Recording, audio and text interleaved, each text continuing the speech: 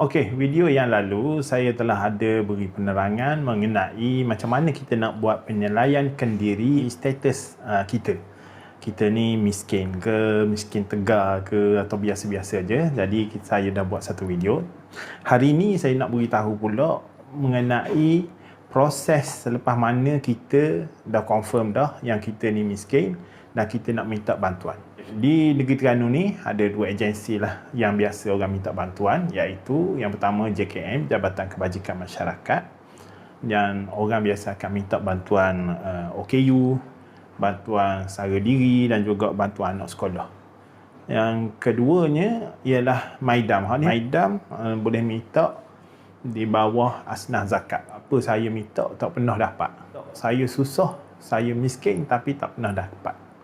Jadi di sini saya nak beritahu ada beberapa langkah lah yang akan dibuat oleh agensi selepas mana kita mari ke jabat dia direct. Dia akan buat yang pertamanya ialah isi borang. Isi borang ni nampak rekah je borang, tapi dia ada perkara-perkara yang menjadi penilaian kepada agensi lah untuk menerima atau menolak. Yang pertamanya ialah kita kena isikan biodata kita dulu, identiti kita.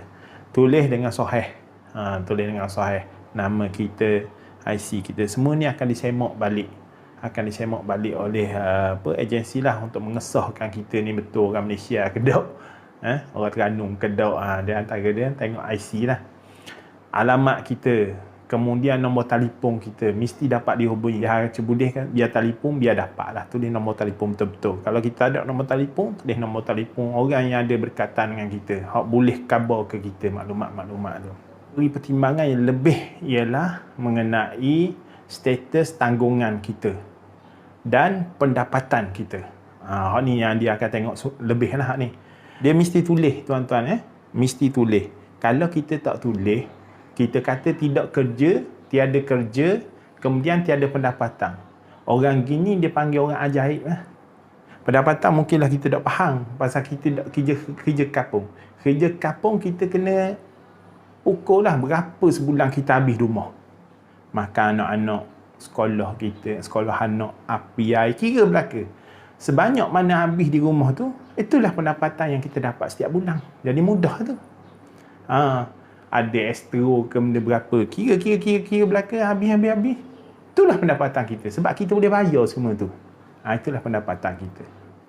Pendapatan daripada anak, mungkin anak beri kena tulis lah, kena royak anak beri berapa, hak sulung beri berapa, hak tengah beri berapa, kena tulis.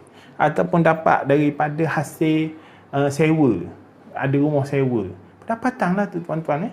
Pendapatan ada rumah sewa ataupun hasil daripada ternakan, kena tulis lah. Berapa ekor lembu jual sebulan, berapa ekor kambing jual sebulan, kena tulis lah. Itu pendapatan. Baik, kalau kita tak tulis, dia kira kita orang ajaib lah. Tak ada kerja, tak ada aktiviti hidup. Gini dia akan tolak. Baik, yang keduanya dia akan tengok dalam banyak-banyak tu, dia akan tengok juga ialah tanggungan kita. Dalam rumah kita tu, banyak mana kita tanggungkan dalam rumah. Kita ada natu, kita ada cucu, kita ada anak, kita ada bini, kita ada OKU. Ni semua kita kata tanggungan kita. Kira-kira ada dalam lebih 12 orang duduk dalam rumah. Baik, hak mana yang menjadi tanggungan kita? Memang kena tulis belaka. Hak duduk dalam rumah tu kita kena tulis belaka. Jadi dia akan tengok hak yang bersekolah. Hak tu je. Hak sekolah je. 12 orang kita bini. Lepas tu anak 10. Anak 10. Hak sekolah seorang lagi dah, hak bosu. Tingkatan 5 tahun ni. Hak tu lah seorang, hak kita tanggung. Hak lain bukan lagi menjadi tanggungan kita sebab sepatutnya mereka telah keluar bekerja dan memberi sumbangan kepada keluarga. Malah kerja tu tak nak buat apa lah. Tapi di jabatan, di agensi, dia takkan kira dah sekolah ni. Dia takkan dah. Jadi kalau katalah pendapatan kita bulan-bulan, hasil dari bertani ke berniaga ke, dapat 2,000 sebulan. Tanggungan kita bukan 10 orang. 3 orang je lah. Kita, bini, anak, hak bosu, hak tengah sekolah. Hak tu je. Kalau ada OKU, tanggunglah hak tu. OKU juga. Dia tak kira belaka. Dan ni ada cucu pula ni hak tengah sekolah. Cucu tanggungan mak ayah dia. Bukan tanggungan kita. Tanggungan mak ayah dia. Kalau mak ayah dia perlukan bantuan, dia kena pergi minta sendiri dekat JKN.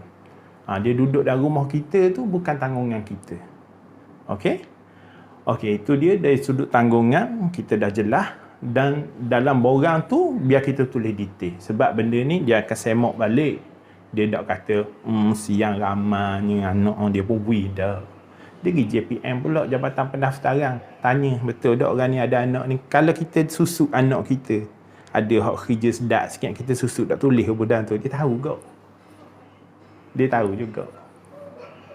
Agensi ni dia teliti. Dia nak beri benda-benda, dia teliti. Sebab semuanya ada audit. Bukan saja-saja bui tak bui tak.